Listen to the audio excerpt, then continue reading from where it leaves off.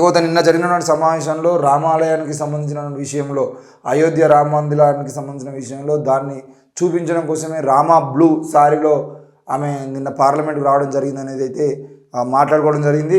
ఇక వికసిత్ భారత్కు దిశానిర్దేశం, ఆర్థిక ప్రగతి లక్ష్యంగా సాగిన మధ్యంతర బడ్జెట్ యువత, పేదలు, మహిళలు, కర్షకులకు పెద్దపీట, పరిశోధన కోసం ₹1,00,000 కోట్లతో ప్రత్యేక నిధి, ప్రత్యక్ష పరోక్ష పన్నుల్లో ఎలాంటి మార్పు లేదు, మౌలిక రంగానికి 11.1% పెరుగుదలతో 11.11 లక్షల కేటాయింపు, సంస్కరణ అమలుకు రాష్ట్రాలకు 50 ఏళ్ల పాటు 75,000 కోట్ల వడ్డీ లేని రుణం, రక్షణ రంగానికి 20% పెరిగిన కేటాయింపులు, అన్ని ఆగ్రో క్లైమేట్ జోన్లకు నానో డిఏపి సరఫరా, 5 సమీకృత ఆక్వా పార్కులు, మధ్యంతర బడ్జెట్లో నిర్మలా సీతారామన్ ప్రజాకర్షక పథకాలకు స్వస్తి, వేతన జీవులకు నిరాశ.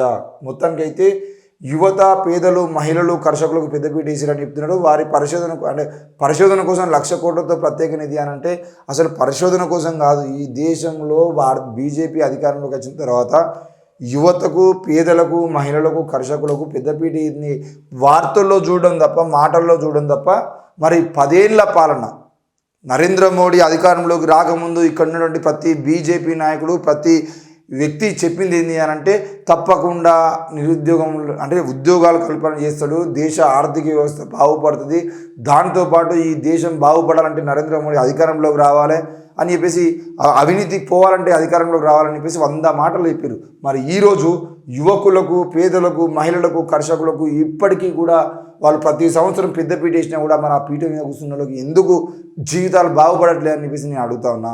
ఈ దేశంలో ఉన్న యువకులు ఈరోజు కులం పేరుతో, మతం పేరుతో దాడులు చేసుకొని ఒకరినొకరు చంపుకునే పరిస్థితుల్లో ఎందుకు ఉంటున్నారు? మీరు నిజంగానే దేశాన్ని బాగుపరిచేది అంటే ఈరోజు బాగుపడేటువంటి దేశం మూలాలు ఎక్కడ కనబడతా ఉన్నాయి? మణిపూర్లో కనబడుతున్నాయా, కాశ్మీర్లో కనబడుతున్నాయా, ఈ ఉత్తరప్రదేశ్లో కనబడుతున్నాయా? ఏ రాష్ట్రంలో బీజేపీ పాలిత ప్రాంతాల్లో కానీ, బీజేపీ దేశవ్యాప్తంగా కానీ ఎక్కడైనా ఈ దేశంలో ఈ రాష్ట్రం బాగుపడ్డదని చెప్పి చూపిస్తారా? కేవలం గుజరాత్లో ఉన్నటువంటి బిజినెస్ మ్యాన్లు బాగుపడడం తప్ప ఈ దేశంలో ఉన్న యువకులు కానీ, మహిళలు కానీ బాగుపడ్డది లేదు. ఆ విషయాన్ని గమనించాలి.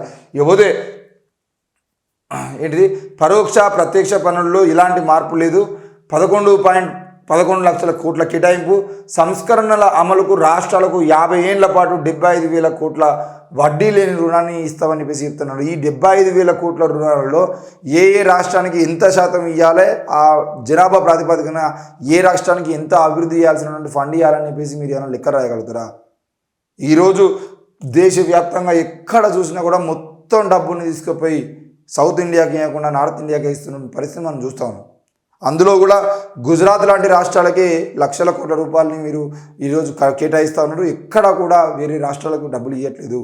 మొత్తం నరేంద్ర మోడీ 10 ఏళ్ల పాలన సంబంధించిన విషయంలో 10 ఏళ్ల పాలన కనుక ఒకసారి తీసి ఒకసారి గ్రాఫ్ చూసినట్లయితే మొత్తం ఈ 10 ఏళ్ల పాలనలో గుజరాత్కి ఎన్ని నిధులు పోయినాయి, మిగతా రాష్ట్రాలకు ఎన్ని నిధులు పోయినాయి, అందులో ముఖ్యంగా తెలుగు రాష్ట్రాలకు సంబంధించినటువంటి తెలంగాణ, ఆంధ్రప్రదేశ్కి ఎన్ని డబ్బులు వచ్చినాయని చూసేది ఉంటే గుజరాత్కు కేటాయించిన వాటిలో కనీసం 5 నుండి 10% డబ్బులు కూడా అభివృద్ధి పనుల కోసం తెలంగాణకు, ఆంధ్రప్రదేశ్కి ఇవ్వలేదు. మరి ఇంత వివక్ష చూపించిన నరేంద్ర మోడీ ప్రభుత్వం మళ్ళా ఇక్కడ వాళ్ళ నాయకులు మాట్లాడకుండా దేశం బాగా వెలిగిపోతుంది, దేశం వెలిగిపోతుంది అంటే అరే అందరినీ చంపి బొందం కాలబెట్టుకుంటా ఉంటే ఆ కాలిపోతున్నటువంటి మంటల్లో మీరు దేశం వెలిగిపోతుందని చెప్పేసి కరోనా టైంలో కూడా చాలామంది మాట్లాడడం జరిగింది. మరి ఎందుకు ఇంకా ఈ దేశాన్ని సర్వనాశనం చేస్తున్నటువంటి బీజేపీ గురించి మనం మాట్లాడుకోవాల్సినటువంటి అవసరం ఉంది? ఆయన ఎందుకు మాట్లాడలేదు అనే విషయాన్ని ఒకసారి ఆలోచించాలి. మరి దేశంలో ఉన్నటువంటి యువకులు కానీ, కర్షకులు కానీ, రైతులు కానీ, అందరూ మహిళలు కానీ వీళ్ళందరూ బీజేపీకి వ్యతిరేకంగా మాట్లాడడం కారణం ఏంటి అంటే పార్టీల నాయకులు, ప్రతిపక్ష నాయకులు ఎందుకు మాట్లాడతలేరు అంటే మాట్లాడితే ఈడీ దాడులు చేస్తూ ఉంది, సిబిఐ దాడులు చేస్తున్నారు, ఐబీ దాడులు చేస్తున్నారు, కేసులు పెడుతున్నారు, ఎన్ఐఏ కేసులు పెట్టి ఎన్ఐఏతో అరెస్ట్ చేయించి జైల్లో పెడుతున్నారు. ఇప్పటి వరకు ప్రొఫెసర్ సాయిబాబా లాంటి వాళ్ళకి, వరవరరావు లాంటి వాళ్ళకి ఇప్పటి వరకు బెయిల్ లేకుండా వాళ్ళని అనారోగ్య పరిస్థితుల్లో ఉన్నా కూడా, చావుకు దగ్గరవుతున్నా కూడా వాళ్ళ జీవితాలను పట్టించిన పాపాన పోలేదు. కాబట్టి ఈరోజు ఎవరు మాట్లాడకుండా ఉంటున్నా అనే విషయం మాత్రం అర్థం చేసుకోవాల్సిన అవసరం